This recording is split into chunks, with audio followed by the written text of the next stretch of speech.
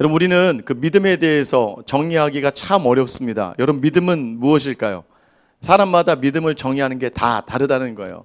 믿는다. 야, 믿는 건 뭐 하는 거니? 라고 물으면 어떤 분들은 믿는 건 기도하는 거지 라고 얘기합니다. 어떤 분들은 성경을 많이 봐야지. 어떤 분들은 그 믿음의 자리를 드러내기 위해서 막 금식을 하시는 분들도 있어요. 그러니까 우리가 믿는다라는 그 믿음, 그 모습을 나타내는 건 다양하다는 거예요. 그래서 함부로 나의 믿음을 다른 사람에게 강요해서는 안 됩니다. 내게 주신 것은 그냥 내게 주신 거예요. 여러분, 성도가 함께하는 가장 큰 이유는 다양한 사람들을 바라보며 다양하게 임하신 하나님의 역사를 보고, 야, 하나님이 정말 크시구나, 하나님이 광대하시구나, 이거를 발견하는 시간이 되는 거거든요. 성도에 함께하면 유익은 그거예요. 나는 기도로 은혜를 많이 받았는데 옆에 있는 분들은 말씀을 통해 은혜를 많이 받으면 하나님은 기도로도 임재하시지만 말씀을 통해서도 함께 하시는 분이시구나 라는 것을 깨닫게 되는 거예요. 여러분, 오늘 저와 여러분들에게 놓치지 말아야 될 자리, 그럼에도 불구하고 나의 믿음의 자리가 나에게 유익이 된다는 거, 더 나아가서는 내가 경험한 믿음, 그 믿음으로 다른 사람과 함께 유익의 시간을 보낸다는 것을 놓치지 않는 여러분 되시길 예수님의 이름으로 축원합니다. 오늘 본문전의 내용은요, 예수님이 나병 환자를 고쳐주십니다. 그리고 중풍병으로 괴로워하던 백부장이 하인의 병을 낫게 하시는 장면이 나와요. 그리고 자신의 제자였던 베드로의 장모의 열병을 고쳐주십니다. 그 다음에 이제 배에 오르시는 거예요.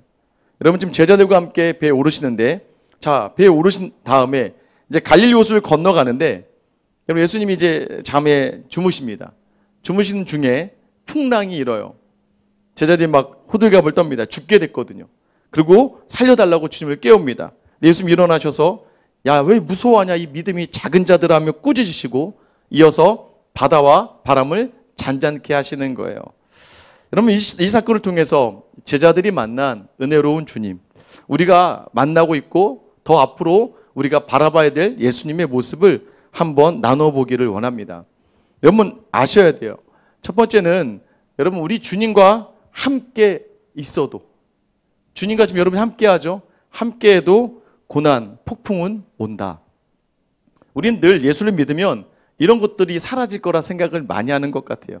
근데 여러분, 이런 폭풍이 꼭 옵니다. 그런데 그 폭풍과 고난은요, 때로는 여러분이 가장 자신 있어 하는 곳에서 일어날 때가 많아요. 여러분, 지금 갈릴리 호수예요. 바다라고도 하죠. 여러분, 지금 이 제자들 중에 베드로, 야고보, 안드레, 요한, 어부 출신이에요. 어부 출신. 이 어부 출신이 이 바다를 지나는데, 이들은 이 바다에 능한 사람들 아닌가요? 바다를 너무나 잘 알아요. 그런데 갑자기 임하는 이 풍랑을 이들은 예측을 못했어요. 그렇게 오래 이 갈릴리 바다에서 이 물고기를 잡고 수고했음에도 불구하고 전혀 생각하지 못한 일들을 경험하게 되는 거예요.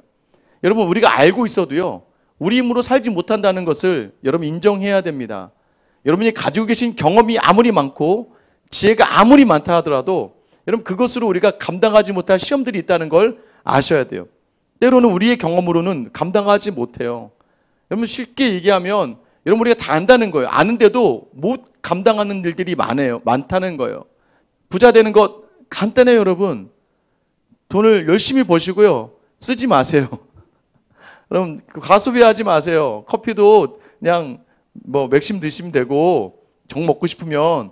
여러분, 그리고 일찍 일어나고 또 여가 시간에, 저녁 시간에 좀 뭐 다른 일 하시면서 그냥 집에다가 이렇게 조기 하나 이렇게 올려놓고 밥을 먹으면서 이렇게 또 바라보면서 이건 짠 거야 하면서 이렇게 먹으면 여러분, 아마 부자 될 겁니다. 아시죠? 여러분들이 사치하며 쓰는 거 아끼면 부자 되는 거예요. 다 압니다. 근데 부자가 다 아니잖아요. 건강? 여러분, 건강한 방법 다 있어요. 여러분, 몸에 좋은 것만 드세요. 몸에 안 좋은 거 드시지 마세요. 여러분, 그거 다 알고 우리 건강을 알 수 있어요. 그런데 건강하지 않아요. 여러분, 일에서도 마찬가지. 내가 이거 전문인데도 불구하고 전문적인 일에서 무너지고 넘어지죠. 쉽게 얘기하면, 목사, 말씀을 붙들고 사는 목사도 매번 시험이 있고 유혹이 있어요. 아내가 저한테 갑자기 그러더라고요. 어떤 분이 그렇게 물어보셨대요. 목사 부부는 싸우지 않죠? 저희도 많이 싸웁니다. 그런 게 어디 있습니까? 살아가는 자리에서 아무리 말씀이 있어도 무너지는 자리가 있을 수밖에 없죠. 오늘 여러분이 아셔야 돼요. 예수님이 함께하면 다 될 거야. 여러분 자꾸 우리는 인과론적으로만 이 모든 자리를 생각해서는 안 됩니다. 죄 지으면 벌 받는다. 여러분 이런 식으로 믿음의 자리를 생각하면 안 돼요. 삶이 그렇지 않습니다. 믿음의 자리가 그러지 않아요. 열심히 교회 나온다고 해서 좋은 회사 가는 거 아니고요. 열심히 신앙으로 섬긴다고 해서 헌신하고 봉사한다고 해서 좋은 남자, 좋은 여자 만나는 거 아니고요.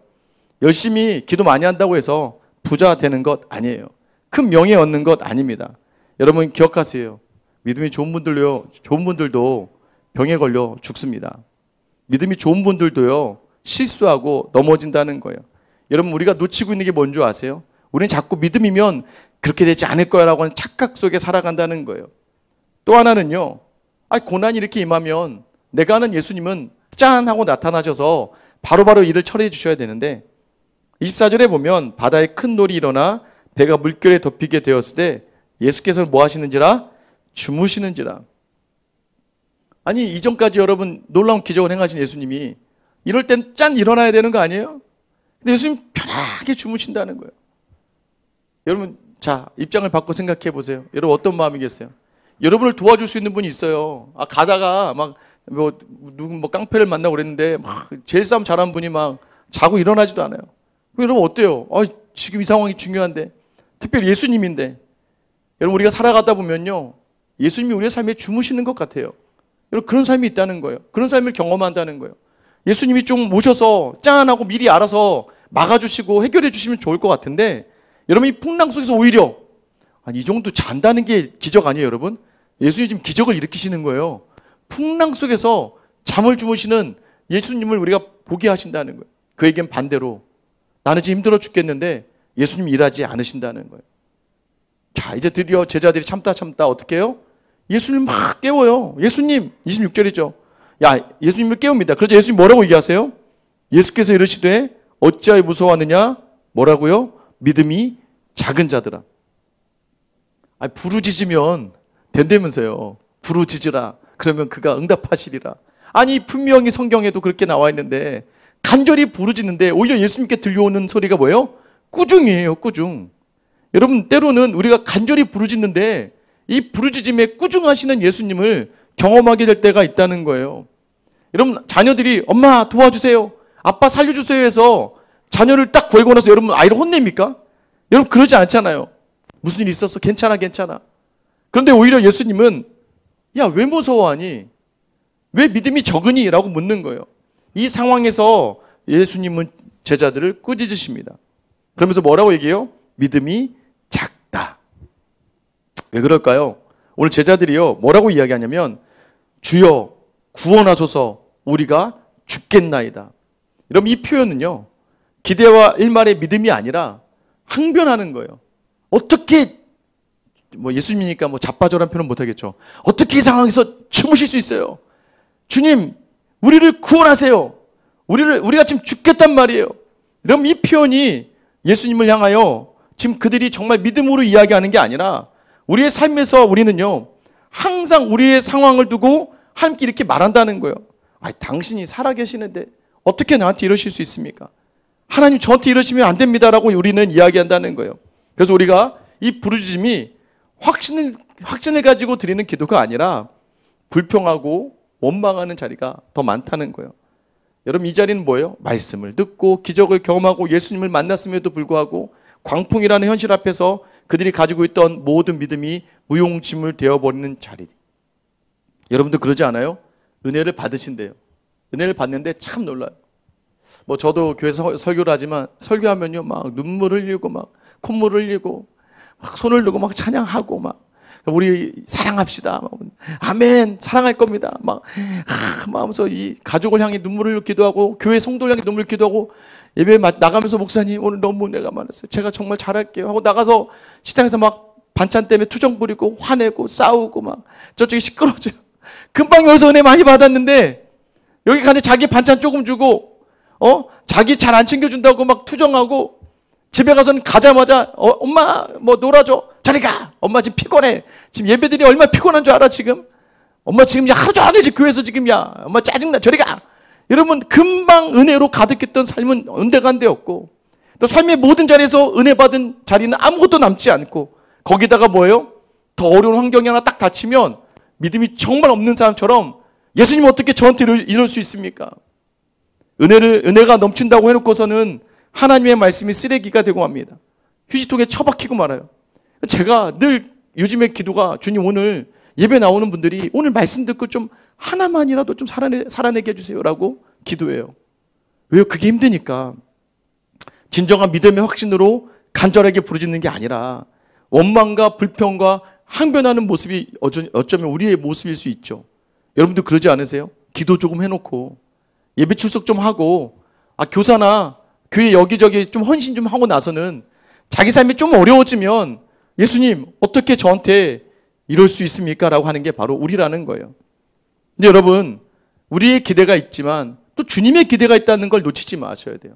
주님의 기대는 무엇일까요? 여러분 오늘 제자들이 믿음이 없다라고 하지 않아요. 믿음이 작다라고 해요.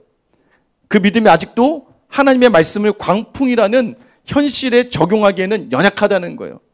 말씀을 가르치신 예수님은요. 광풍이라는 현실을 만날 때 어떻게 적용하는지를 먼저 보여주신 거예요. 어떻게 해요? 주무시잖아요. 광풍을 만나면 나처럼 자라. 어떻게 주님처럼 잘 수가 있습니까? 하나님은 사랑하는 자에게 잠을 주신대. 오늘도 보세요. 오늘은 다 사랑이 간절하신 주무신 분이 없네. 좀 주무신 분 있어야 제가 예로 들면서 이렇게 저분 정말 사랑하십니다라고 이해할 텐데 주무시지 않으셔서. 그러면 하나님이 사랑하는 자에게 잠을 주세요. 이 잠을 준다는 건 어떠한 상황에서든 평안하다는 거예요. 어제 잠 못 주무신 분 있죠? 자녀가 아파서 또는 가정이 어려워서 힘들어서 여러분 잠을 못 주면 암의 가장 큰 원인이 잠이라고도 이야기하더라고요. 걱정이 많이 되니까 염려가 있으니까. 여러분 그런데 하나님은 왜 자꾸 이런 환경을 우리로 몰고 가실까요? 자녀들이 예전에 그냥 정말 아이들이 어지르는 거 순식간이거든요. 저희 또 아이들 4명이나 되니까 확 하면 그냥 순식간에 확 어질러져요. 그러면 아이들에게 어떻게 해요? 치워라 그러죠. 사실 제가 치우면 더 빨리 잘 치울 수 있어요. 왜냐 아이들은 하면서 막 인상 쓰면서 막 억지로 하거든요. 그럼에도 불구하고 아이들에게 그걸 치우라고 시키는 이유가 뭘까요? 훈련이에요, 훈련. 제가 하면 더 빠르고 확실하지만 아이들이 이것을 하면서 앞으로의 사회생활과 앞으로의 모든 자리마다 자기가 한 건 자기가 정리해야 되는 걸 알아야 세상에서 더 강하고 담대하게 살아갈 수 있기 때문입니다. 여러분 기억하셔야 돼요. 우리는요, 주시는 말씀을 잘 듣습니다. 그러나 길가에 떨어져서 새가 날아와서 쪼아먹는 또 가시덤불 가운데 자라지 못하는 그런 씨앗과 같을 때가 있다는 거예요. 여러분 믿음은요, 아셔야 돼요. 우리의 욕구를 충족시키는 도구가 아니라는 거예요. 여러분, 믿음은요, 하나님의 요구를 받아들이는 도구가 되는 줄 믿으시길 축원합니다. 믿음은요, 하나님을 더 알아가는 거고 하나님을 더 인정하며 살아가는 삶이에요.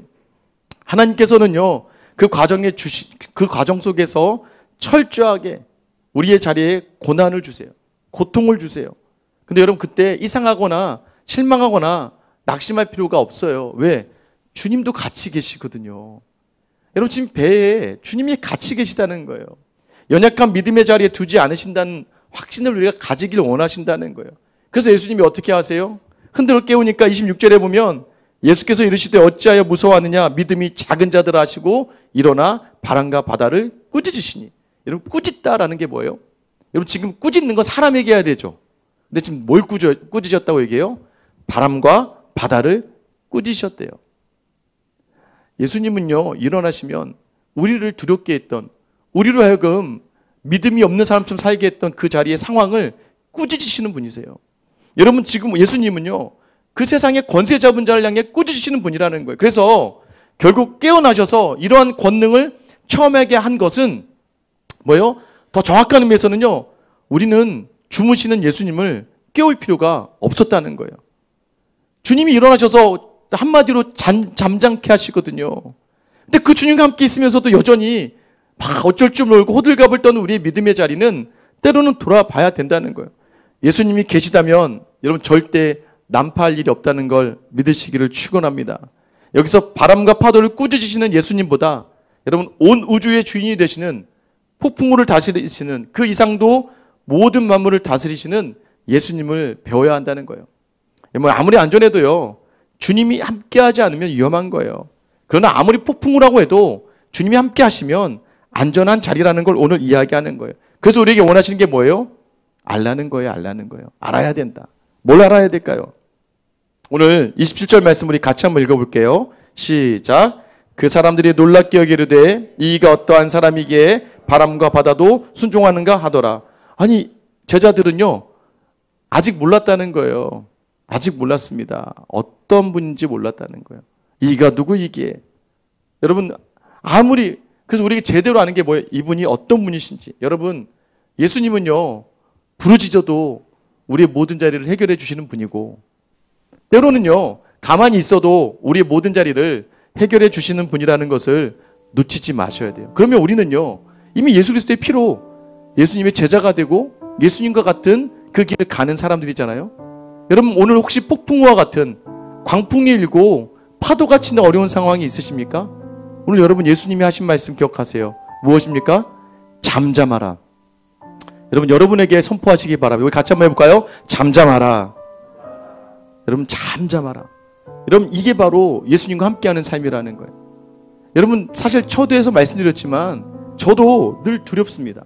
사실 폭풍이 무섭죠. 여러분 폭풍 안 무서우세요? 바다의 작은 배 하나에서 막 물결이 치는데 어떻게 안 무서워요? 파도가 있는데 어떻게 안 무섭습니까? 사역을 하면서도 매 순간이 무서워요. 여러분 가정을 꾸리면서 가정을 책임지면서도 매 순간이 두렵습니다. 아이들을 키우면서도 매 순간이 어렵고 지치고 무서울 때가 참 많습니다. 막 찬송을 불러요. 그럼 좀 괜찮은 것 같아. 그러다 어떻게 막상 다시 현실 앞에 서면 또 두려워져요. 말씀을 읽고 또 은혜가 돼. 야 뭐든 이길 수 있겠다. 그런데 다시 한번 광풍 앞에 서면 또 우리는 무너져 버리고 말아요. 그런데도 불구하고 우리는 뭐 어떻게 합니까? 가족과 주변 사람들에게 또 괜찮다고 해요. 저는 저희 성도들에게 늘 얘기합니다. 괜찮을 거예요. 괜찮을 거예요. 성도들의 두려움에 아무것도 아니라고 또 말할 수 있는 이유가 무엇입니까? 오늘 이 예수님을 알기 때문입니다. 몇 분이 물어보셔서 몇 주 전에 설교하고 나서 집은 어떻게 되셨어요? 그러더라고요. 네, 집 잘 구했습니다. 잘 구해서 너무 좋은 집으로 잘 구했어요. 제가 초대 말씀드렸잖아요. 이제 이사를 해야 돼요. 이사하는 게 트라우마예요. 저희 목회자들에게는 뭐 특별히 저희 사는 동네가 워낙 비싸니까 여기 교회 근처에 어떻게든 머물러야 되는데 뭐 여러 가지 방법을 막 하다가 처음에 굉장히 힘들었던 것 같아요. 제가 여러분에게 말씀드렸죠. 한 4년 전 이사할 때는 내가 왜 애를 넷이나 낳았을까. 얼마나 그때 후회되는지 몰라요. 와, 갈 데가 없다. 애 하나 둘이면 그냥 좋은 집 찾아서 들어가면 될 텐데 그때 처음으로 저희 아이들 셋째 넷째에게 너무 미안했는데 그때 한 번 참 후회한 적이 있어요. 내가 애들을 이렇게 낳아서 고생을 시키는 건 아닌가. 그런데 그때 그런 일들을 다 경험하면서도 어떤 은혜가 있어요? 하나님이 그 시간 지나가게 하셨잖아요. 그래서 이번에 집을 구할 때는 아내와 함께 아내가 처음부터 이렇게 얘기하더라고요. 우리 은혜를 잃어버리지 말고 기쁨으로 감사로 합시다. 그러더라고요 저한테. 아니까 매번 이사할 때마다 막 스트레스가 되고 막 이것저것 하면 너무나도 힘드니까. 근데 너무 감사하게 저희 둘이 너무 편안했어요.